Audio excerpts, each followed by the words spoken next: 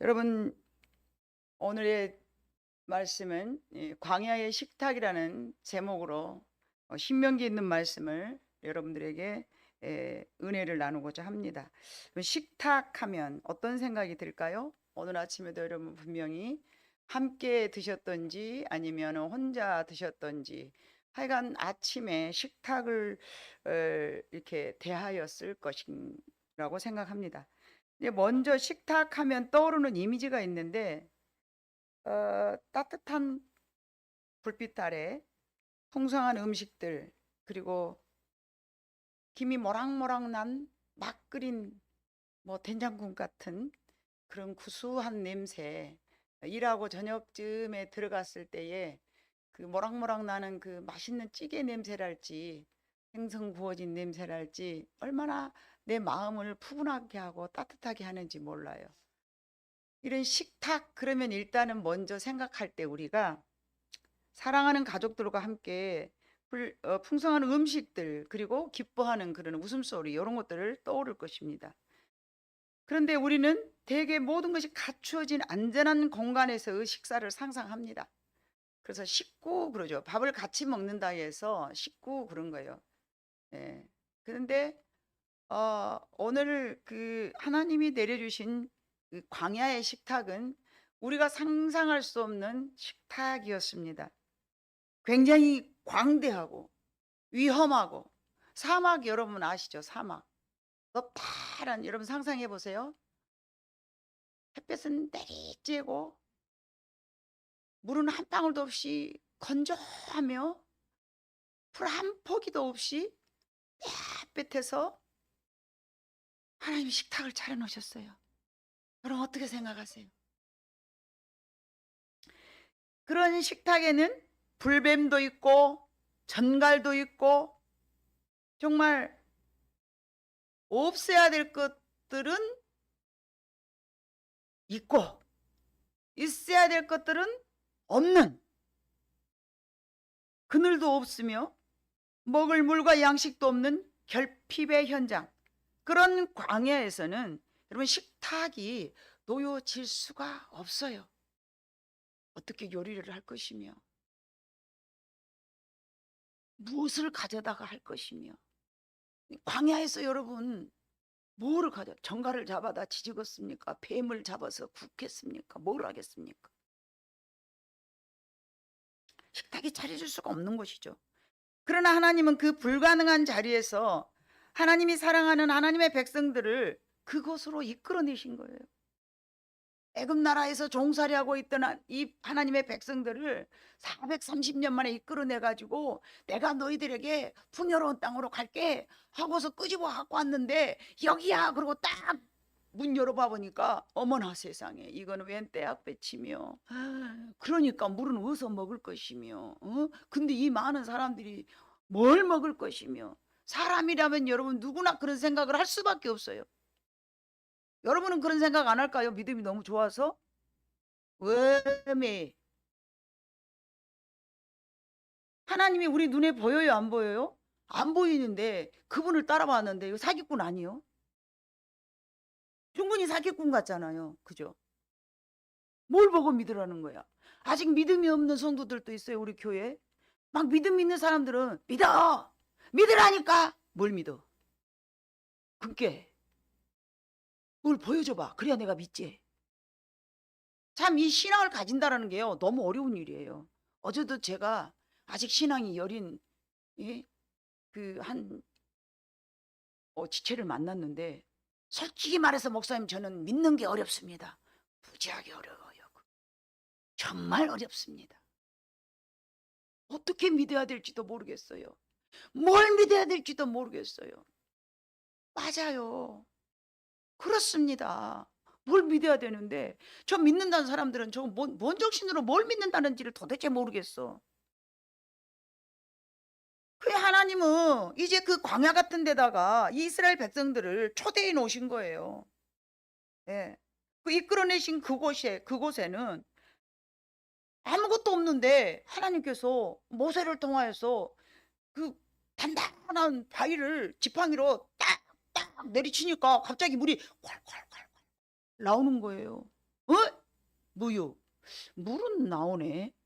그럼 뭐 먹을 건데?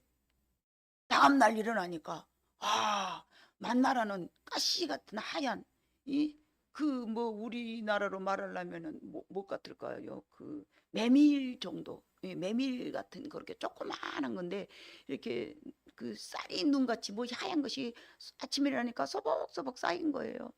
이게 뭐예요? 한 번도 안 먹어본 건데요. 너 이거 먹어봤냐? 안 먹어봤어. 어떻게 먹는데? 몰라. 일단 걷어봐. 그 바구리에다 이렇게 한 사람이 한 5밀씩 막 이렇게 거둔 거예요. 걷어가지고 이걸 어떻게 물 넣고 주물럭주물럭 해서 한번 구워서 먹어봐. 먹어보니까 맛있네. 아침 일어나면 또 있고 저녁 되면 사그라져 불고 햇빛 나면 사그라져 불고 아침 일어나면 또 있고 그러니까 이제 겨우겨우 연명하고 살아가는 거예요. 하루도 아니고 이틀도 아니고 한 달도 아니고 두 달도 아니고 1년도 아니고 2년도 아니고 계속 그걸 먹으니까 애굽에서는 말이죠. 메추리에다가 부추에다가 마늘에다가 양념도 좀 들어간 걸 먹어야 되는데 이런 게 그냥 한 번 처음 먹을 때는 먹을 만하네 그랬는데 계속 먹으니까 이제 물려서 못 먹겠는 거야. 그러니까 왜 이런 것만을 나를 먹이냐고 사기쳤잖아. 우리 올 때는 이런 말 안 했잖아. 우리 올 때는 막 이런 거 준다고 했잖아. 근데 이게 왜 뭐야 막. 여러분 같으면 그렇지 않겠어요? 근데 여러분, 저와 여러분이 오늘날 이 시대에 살아가면서 자기도 모르게 여러분들도 광야를 거치고 광야를 만나고 광야에서 살고 있는 거예요. 어떤 광야예요? 건강의 광야, 재정의 광야, 관계의 광야. 이 광야라는 것은요, 의미가 있는데 내가 아무것도 할 수 없는 곳, 그곳을 광야라고 그러는 거예요. 내가 살아있지만 내가 계획할 수 없고 내가 살아있지만 아무것도 할 수 없는 곳, 그곳이 광야인 줄로 믿습니다. 내일은 뭐 먹고 살지? 내일은 내가 이 문제를 어떻게 해결할 건데? 방법이 없어. 그것이 광야입니다. 그래서 염려하며 메마른 입술로 메마른 나의 강팍한 심령으로 계속 탄식하며 살아가는 곳, 그곳이 광야인 것입니다. 이 막막한 광야 한가운데서 하나님은 어떻게 식탁을 차려주시는가?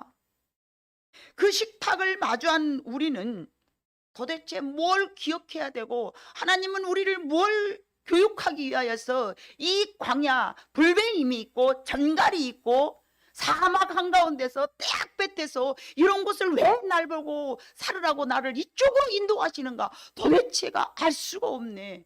여러분, 알 수가 없다면요, 그건 굉장히 오랫동안 그곳에 머물러 있어야 되는 거예요.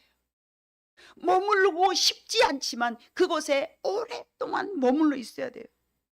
그렇다면 진짜 우리가 기억해야 될 것은 무엇인가? 간단한 음식으로 해결하면서 살아가는 우리가 아닙니다. 인생은요, 여러분이 보이는 보이죠? 뭐 키는 제가 166이에요. 옛날엔 167이었는데 오그라들었어요. 갈수록 오그라들었어요.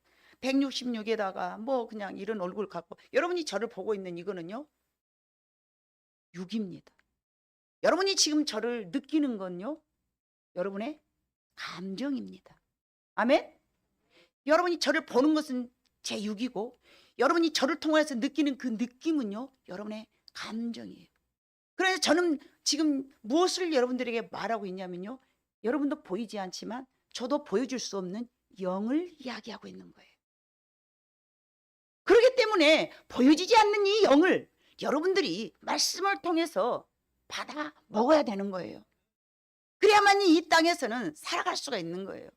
근데 사람이 떡으로만 살 수 없다고 주님도 그러셨거든요. 예수님께서 사람이 떡으로만 살 수 없고 하나님의 입으로 나오는 모든 말씀으로 살아가느니라. 이 모든 말씀이라는 것은요, 여러분, 통탈한 하나님의 말씀이에요. 여러분, 그러나 여러분들이 느껴지는 것만 받아들이고 느끼지 못하고 보이지 않는 거, 내가 깨달을 수 없는 말씀은 여러분이 받아들일 수가 없잖아요. 근데 하나님, 우리 영혼이 살아가고 우리 사람이 살아가는데요, 모든 말씀으로 살아가는데, 사람이 떡으로만 살아가는 것이 아니라 하나님의 입으로 나오는 모든 말씀으로 살아갈 수 있다. 아멘. 그래서 여러분이 오늘 또 이 말씀을 먹어야 여러분이 살아가는 거예요. 교회 가서 못 온대. 말씀을 먹어야 되고요. 우리의 영혼이 살아가야 되는 거예요. 요한 3서 1절에 봐보니까 내 영혼이 잘됨 같이 범사가 잘 되느니라. 우리는 이 육신은요, 여러분, 이 육신은요, 제 영혼의 껍데기일 뿐이에요. 여러분 집 있죠? 집 주인은 누구예요? 여러분이에요. 여러분이 그 집을 만약에 안 들어간다면 그 집은 어떻게 될까요? 주인 없는 곳이므로 사람이 안 살면 어떻게 돼요? 폐허가 되는 거예요. 거미줄 쫙 깨가지고 거기 누가 왔다 갔다 살아요? 옛날에는 귀신이 막 드글드글하고 살죠. 주인이 없으면 그러는 거예요. 근데 이상하게 다 들어가는 한 100년 되는 집도요, 할머니 꼬부랑 깽깽 할머니가 살면 그 집이 어째요? 버티고 있는 거예요. 마치 여러분의 영혼이 건강하지 못하면요, 육신이 헝클어진 것하고 똑같아요. 근데 여러분이요, 삶은 곤고하지만 병도 있고 재정도 어렵고 관계도 별로 좋지 않아. 그런데 여러분이 영혼이 회복되기 시작하면요, 모든 것이 범사에 잘 될 줄로 믿습니다. 이스라엘 백성들이 광야 생활을 끝내고 약속의 땅 가나안으로 들어가기 전 모세가 전한 이 마지막 유언과 같은 말씀인데, 모세는 광야에서의 식탁을 기억하라고 이야기하고 있습니다. 모세는 광야에서 이제 가나안 직전으로 들어가는 이제 마지막 단계거든요. 근데 이 마지막 단계에서 모세는 계속 불뱀이 나왔었잖아. 물 없었지?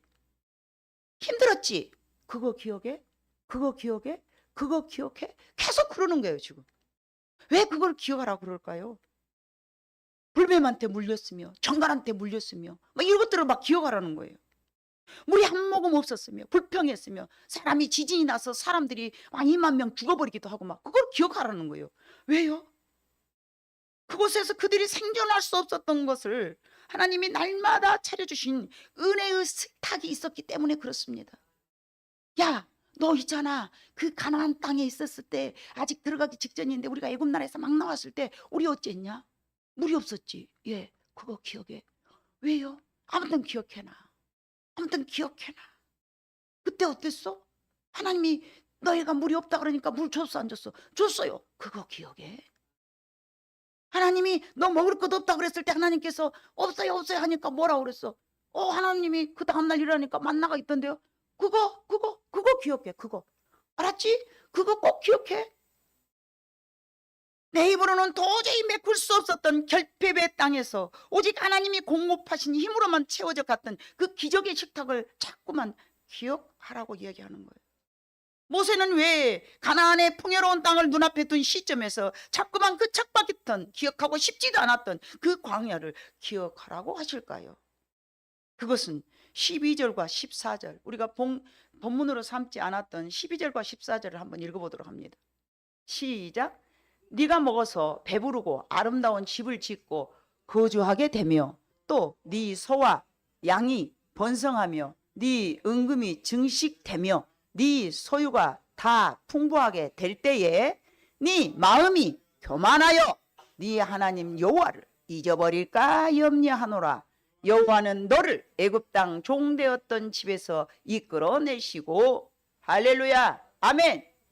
광야를 거치면서 가나안 애굽 나라의 종으로 살다가 풍요로운 가나안 땅으로 가면서 가기 직전에 들렸던 곳이 이 광야예요. 이 광야를 거쳤던 이유가 뭐냐면, 분명히 하나님은 가나안 땅에 들어가서 뭘 주신 거예요? 풍요롭고 완전히 자유로우며, 우리가 종으로 살았을 때 상상만 해도 진짜 밤에 잠이 안 올 정도로 정말 큰 풍요로운 축복을 하나님께서 이 언약을 해주시고, 그 언약을 성취하기 직전에 자꾸만 모세가 기억해, 너 기억해? 뱀 나왔었지, 불뱀 나왔었지, 물 없었지, 뜨거웠었지, 못 먹었지, 그거 기억해. 왜요? 그때마다 하나님께서 뭔가를 주셨어. 그랬는데 앞으로 가나안 땅에 갔을 때는 이제 그런 거 아니야.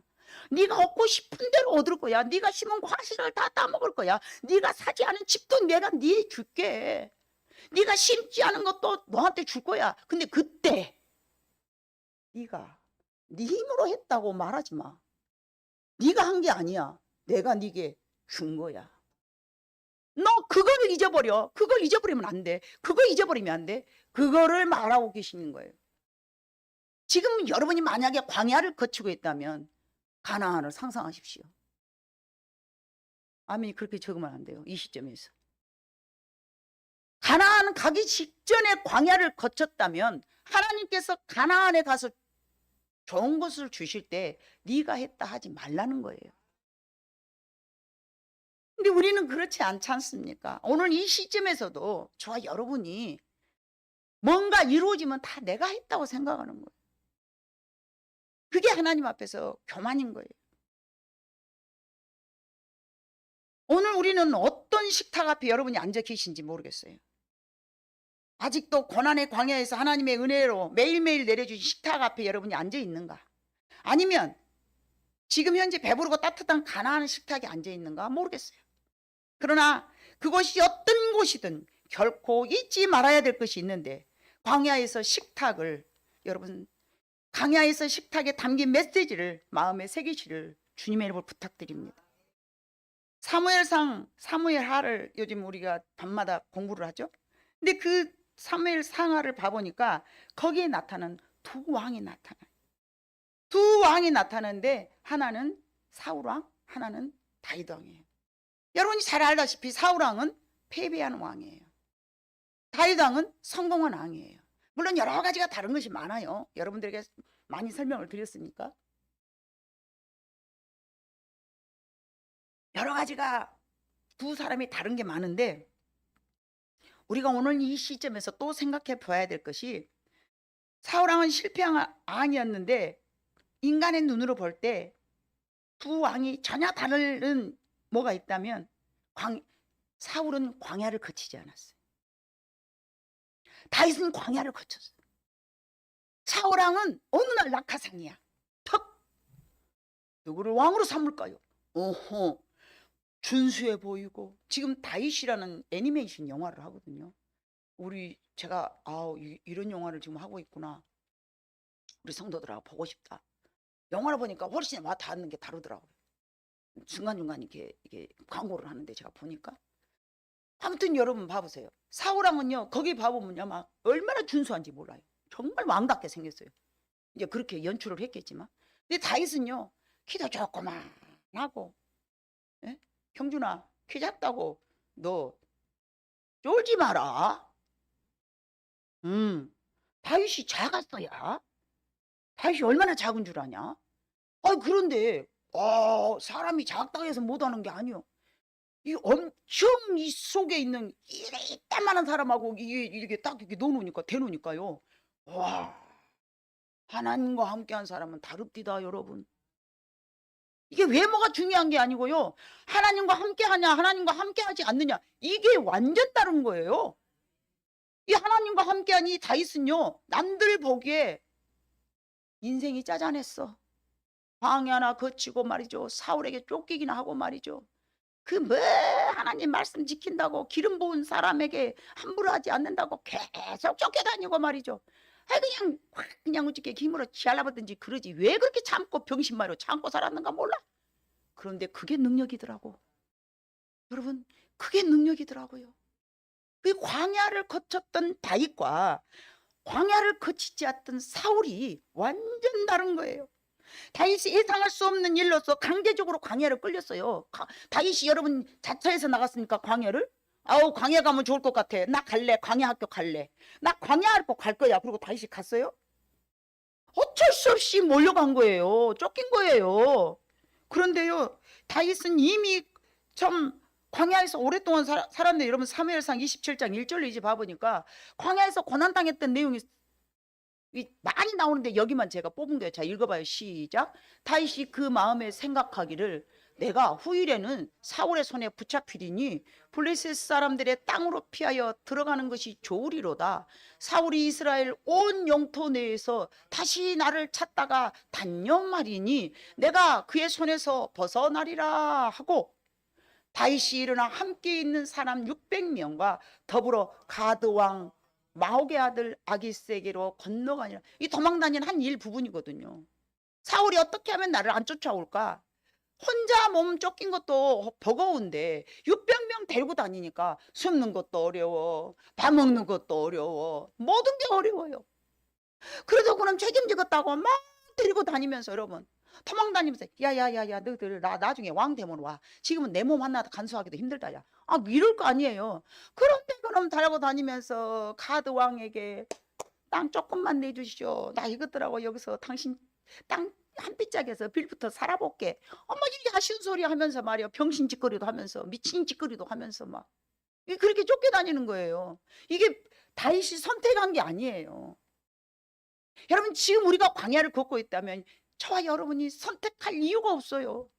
아무리 거기가 훈련의 장소고 굉장히 거기 들어갔다 나오면 우리가 연마되어 가지고 말이죠. 칼이 갈아진다는 거 알아요. 그러나 그 광야를 누가 좋아합니까? 광야를 선택할 사람이 어디 있습니까? 다윗은 이미 이 골리앗을 무너뜨리고 전쟁에 나가서 사울왕을 도와줄 만한 용맹과 믿음을 이미 다 테스트한 뒤에예요. 이미 하나님께서 기름 부어가지고 너를 차기의 왕으로 삼을게 했던 사람이에요. 그럼 하나님 능력 그냥 주시면 되잖아요. 다음에 왕으로 삼으려니까 하나님께서 가만히 잠자고 그러냐면 능력이 팍팍팍 생기고, 하나님이 나를 왕으로 삼으려고 그러니까 지혜를 팍팍팍 주시고 용맹을 팍팍팍 주시고, 그렇게 그냥 가만히 있으면 될지 왜 굳이 쫓겨다니면서 여러분이 이런 훈련을 받을까요? 예?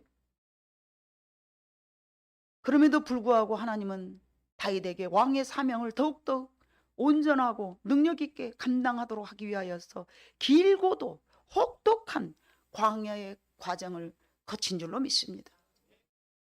일반적으로 광야는 훈련 장소라고 하지만 그 안에서 정말 어떤 교육을 받아야 되는가? 첫 번째로 광야로 내 모시는 하나님의 진짜 이유는, 광야를 훈련의 장소로 말하시면서도 누구나 광야를 원치 않지만 하나님은 그 광야를 걸어가게 하신 것은 우리들이 앞으로 장래와 미래에 반드시 그것이 필요하기 때문인 거예요.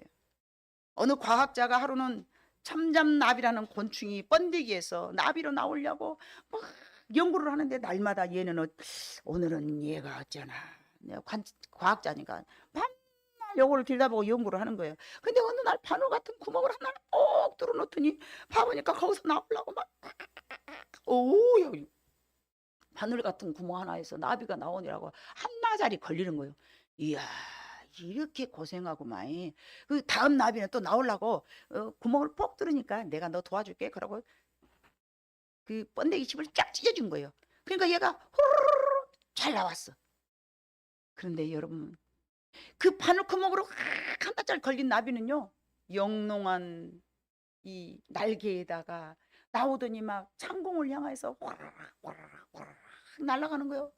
내가 너무 고생했는데 아우 이제 자유다 하면서 막 호로로 날아가요. 그런데요 쫙 찢어진 나이가 나올 때는 어우 좋아라 이러고 나왔는데요 하루가 안 건너서 날갯빛도 영롱하지 못할 뿐만 아니라 날갯짓을 하지 못해서 그냥 죽어버리고 말더래요. 여러분 우리는 그 과정을 보면서 과학자는 아하 이 나방이 이 고추를 뚫고 나오면서 예수고 발버둥치는 이 과정이 바로 날개가 튼튼해지고 자라게 하면서 몸에 힘을 길러주며 아름다운 색채를 내게 만들어주는 과정이라는 것을 그때 깨달은 거예요. 이 광야를 거치면서요 사람이 사람답게 만들어지는 곳인 줄로 믿습니다. 사람도 반드시 그 광야의 과정을 거쳐야만 온전하고 멋있는 사람으로 만들어진다는 거예요. 두 번째로 광야의 식탁은요 오직 은혜로만 차려진 것이 광야의 식탁인 것입니다. 불뱀과 정갈이 있는 그곳에서 만나를 먹이시고 반석에서 물을 내신 하나님의 초자연적인 공급과 보호로서 우리를 낮추시는 훈련의 식탁인 줄로 믿습니다. 우리가 본문 삼았던 15절과 16절을 다시 한번 보면 여러분 자 봐요. 다시 읽어봐요. 시작. 너를 인도하고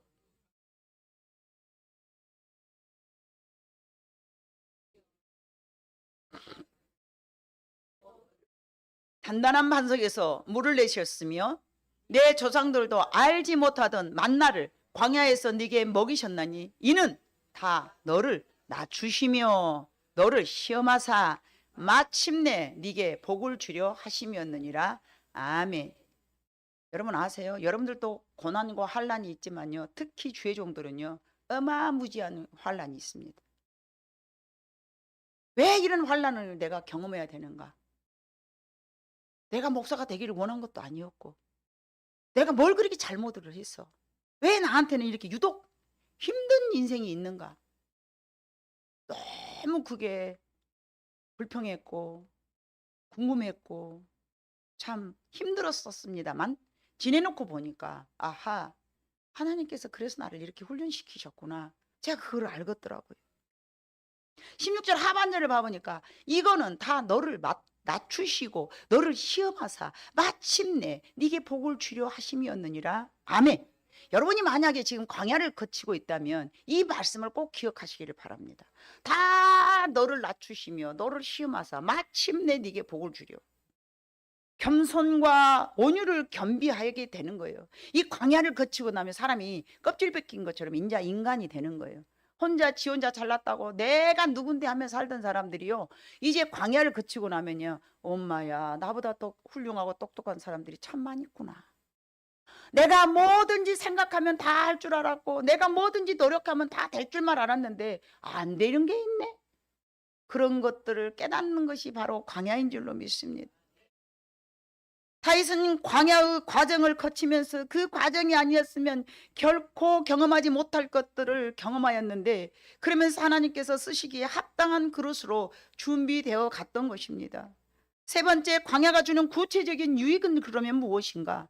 그것은 하나님을 간절히 찾게 하고 그로 인하여서 자주 그리고 깊이 하나님을 체험하게 되는 것입니다. 우리는 다 하나님을 만나기를 원하지만 하나님을 만날 방법을 모르는 거예요. 어떻게 하면 하나님과 은혜를 나눌까? 어떻게 하면 내가 하나님하고 교제를 할까? 어떻게 하면 내가 하나님의 음성을 들을 수 있을까? 여러분 아세요? 내 생각이 너무 많다 보면 하나님의 음성을 듣지 못한다는 것. 기도하면서도 그저 내가 하고 싶은 말만 뚜뚜따따 하니까 하나님의 음성을 들을 수가 없어요. 뭘 그렇게 하나님 앞에 구하기만 하는지. 이거 주세요, 저거 주세요, 그러고 앉았네. 하나님 음성을 어떻게 들어요? 하나님 왜 그러세요? 왜 저한테 이런 일이 있어야 될까요? 이건 뭔가요? 하나님, 이건 뭐죠? 여러분 그렇게 물어보셔야 되는 거예요. 예. 광야 생활할 때 우리는 보통 때보다 아주 더 간절히 기도하지 않을 수가 없어요. 너무 힘든데 어떻게 기도를 안 할 수가 있습니까? 광야 생활하면서 많은 기도 응답을 경험하게 되고요. 하나님을 깊이 아주 깊이 알게 되는 것은 아주 자연스러운 결과입니다. 그래서 시편 가운데 많은 시가 어려움을 당할 때 광야를 경험할 때 쓰여졌는데, 그 이유 역시 어려울 때 하나님을 간절히 찾게 되고 하나님을 깊이 경험했기 때문에 그렇습니다. 그래서 저는 성도들이 힘들 때마다 그러면 교회 와. 목사님 제가 너무 왜 안 보이지? 목사님 제가 힘들어서 하나님을 만날 기회를 놓치고 있구만. 빨리 나와. 아파서요. 속지 말고 나와. 힘들어서요. 그래도 나와. 왜일까요? 그때가 하나님을 만날 때이기 때문에 그렇습니다. 가슴이 아프고 힘들고 내 힘으로는 도저히 뭔가 할 수 없을 때에, 그때에 하나님 앞에 엎드려서 하나님 부르짖어야 되는데 아이고 가기도 싫어. 내가 이 모양 이 꼴 해갖고 어디를 가겠어. 하나님은 말이야, 내가 기분 좋을 때 감정이 상하지 않고 널널할 때 하나님 저 왔습니다 이렇게 가는 곳이지, 이렇게 찢기고 볼 것도 없고 볼품없는 이런 모습으로 어디 하나님을 나가. 절대 하나님 못 만나요. 그거는 하나님 앞에 제사 드리는 것이죠. 근데 하나님은 뭐라 했어요? 나는 제사보다 사무엘상 15장에 상한 심령을 기다리느니라. 아멘. 상할 때 하나님 앞에 오세요. 그게 만날 수 있는 기회인 것입니다. 힘들 때 하나님 앞에 오세요. 하나님이 차려놓은 광야는요, 고난이고요, 광야인 것입니다. 왜 그런데 그런 하나님을 만날 수 있는 기회를 놓치시는 것입니까? 사랑하는 성도 여러분, 우리들 가운데는 건강 때문에, 물질 때문에, 관계 때문에, 사업 때문에, 무엇 때문이든지 광야 시간을 보내고 있을 수 있는 분이 있을 수 있습니다. 또는 나의 가족 중에 누군가가 광야를 헤매고 있는 사람을 보면서 같이 시간을 보내고 있는 사람도 있을 수 있습니다. 그 과정이 너무 길고 너무 혹독하다 하더라도 여러분, 내가 너무 힘든 애라고 생각할 수는 있겠으나 안타까웠게도 그 문제의 해결은 우리의 영에 바뀝니다. 내가 뭘 노력한다고 해서 그 광야에서 뽕 빠져나오는 게 아니에요. 그러나 낙심하거나 좌절하거나 포기하지 마세요. 그 과정 가운데서 간절한 마음으로 주님을 찾을 때에 하나님이 여러분들을 깊은 곳에서 만나 주실 줄로 믿습니다. 결국 마침내 내게 복을 주시려고 16절 하반절 말씀 17절 여러분 봐보세요. 17절 띄워줘 봐봐요. 그러나 내 마음에 이르기를 내 능력과 내 손의 힘으로 내가 이 재물을 얻었다 말할 것이라. 네 하나님 여호와를 기억하라. 그가 네게 재물 얻을 능력을 주셨습니다. 이같이 하시면 네 조상들에게 맹세하신 언약을 오늘과 같이 이루리 하십니다. 여러분이 돈을 못 벌고 잘 벌고 이거는 내 능력에 따라서가 아니라 하나님이 주시거나 안 주시거나예요. 왜 하나님 저한테는 그러면 안 주십니까? 물어보셔야 돼요. 지금은 때가 아닐 수도 있고 지금은 훈련 기간일 수도 있고 아직은 깨닫지 못한 하나님과 관계가 이루어지지 않았을 수도 있고 신명기 8장 17절로 18절을 봐보니까 마라의 쓴물이 나오는 거예요. 마라의 쓴물이. 신명기 9장 4절로 8절에 봐보니까 여러분 오늘 우리가 읽었던 17절과 18절 봐볼까요? 이미 읽었죠. 그러면은 신명기 9절 4절로 8절 같이 천천히 읽어봐요. 시작. 내 하나님 여호와께서 그들을 네 앞에서 쫓아내신 후에 네가 심중에 이르기를 내 공의로움으로 말미암아 여호와께서 나를 이 땅으로 인도하게 하여 들여서 그것을 차지하게 하셨다 하지 말라. 이 민족들이 악함으로 말미암아 여호와께서 그들을 네 앞에서 쫓아내심이니라. 아멘. 잠깐 다시 4절로요. 봐보세요. 우리가 뭔가를 얻었잖아요. 그러면요, 아, 하나님이 나한테 복을 주시려고 그랬구나. 이게 여러분 잘 생각하세요. 저는 이 민족들이 악함으로 말미암아 이 말씀이 저는 항상 꽂혀 있는 사람이에요. 누군가가 내 옆에서 악한 짓을 하잖아요. 그러면 하나님은 어떻게 말씀하셨냐면 저들이 악하니까 뺏어서 넣어줄 게가 있어요.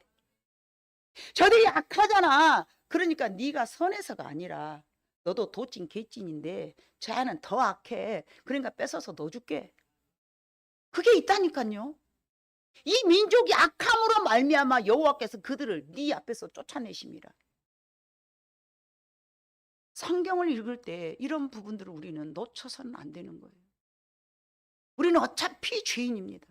너도 죄인, 나도 죄인. 그런데 그 죄의 무게가 어떤 사람들은 더 강한 사람이 있는 거예요. 심하게 악한 사람들을 하나님께서 몰아내 버리시는데 그 악함이 뭔지 아세요? 우리가 생각할 때는 막 와, 이것만 악하다고 생각하지만요, 내가 누군데가 가장 악합니다. 눈에도 안 들어. 이 말씀은 반드시 내가 낮춰줘야 복을 주신다는 얘기예요. 반드시 나를 낮추시고 난 다음에 복을 주신다는 거예요. 출애굽기 12장 7절로 8절에 봐보니까 유월절 제사가 나오는데, 예? 여러분 그 피를 양을 먹을 집 좌우 문설주와 임방에 바르고 그 밤에 그 고기를 불에 구워 무교병과 쓴나무라. 이거는요, 애굽 나라에서 이제 나오기 직전에 야 너는 이 제사를 지내. 그러고 난 다음에 너를 데리고 나갈 거야. 그러시면서 이제 그 유월절 제사를 지내는데 유월절 제사를 드리는 과정 속에서 이게 반드시 그 양을 잡은 고기도 먹지만은 쓴나물을 아울러서 먹으라 그랬어요.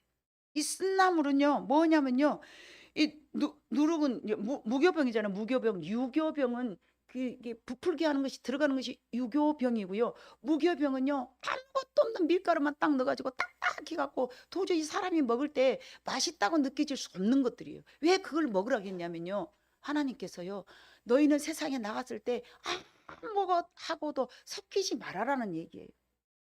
우리의 정신과 사상과 이념과 삶의 방법이요, 사람들은 세상 사람들은 이렇게 하던데요, 그래도 너는 그거 따라서 하지 마.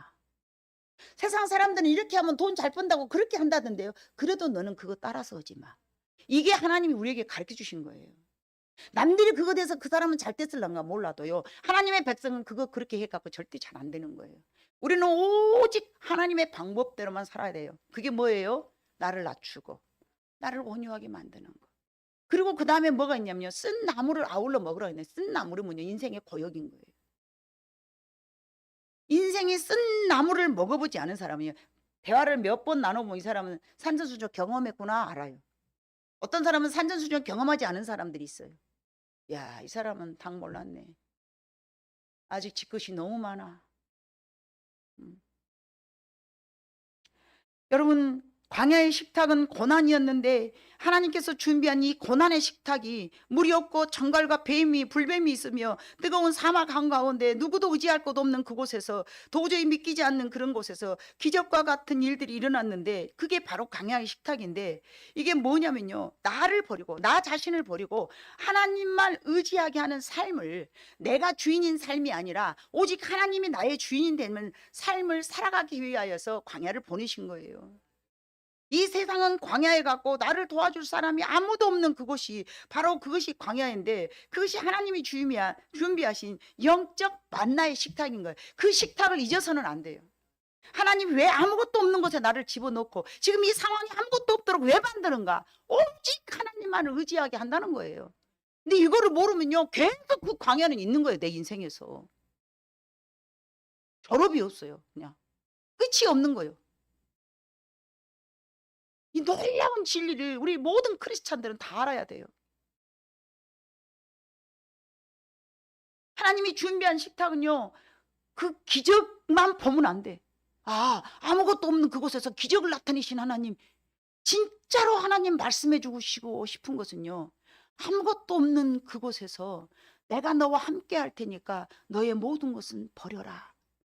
그러니까 아무도 없는 곳에다 나를 집어넣는 거예요.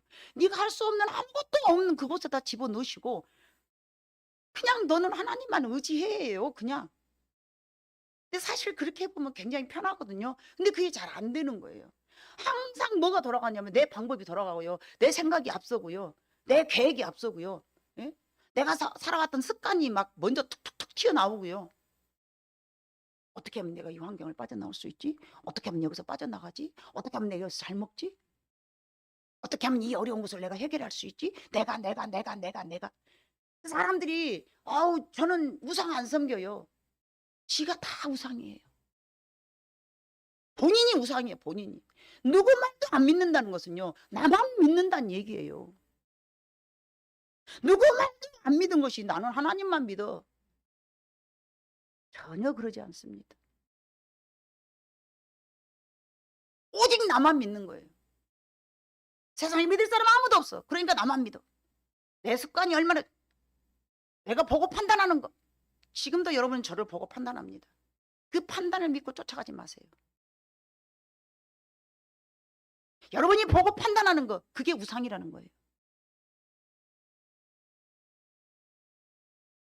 이스라엘 백성들이 40년 동안 광야 생활하면서 1세대가 다 죽은 이유가 뭡니까? 자기가 보고 판단하는 거 그거를 믿고 따라갔기 때문에 그게 우상이라는 사실을 모르는 거예요. 오늘날에도 여러분 다른 신에 가서 절하지 않는다고 해서 신이 없는 게 아니에요. 나라는 신을 믿고 있잖아요. 내 경험이라는 신을 믿고 있잖아요. 내가 계산하는 신을 믿고 있잖아요. 그러면서도 우상 숭배 안 한다고 말할 거예요? 어림없는 말입니다.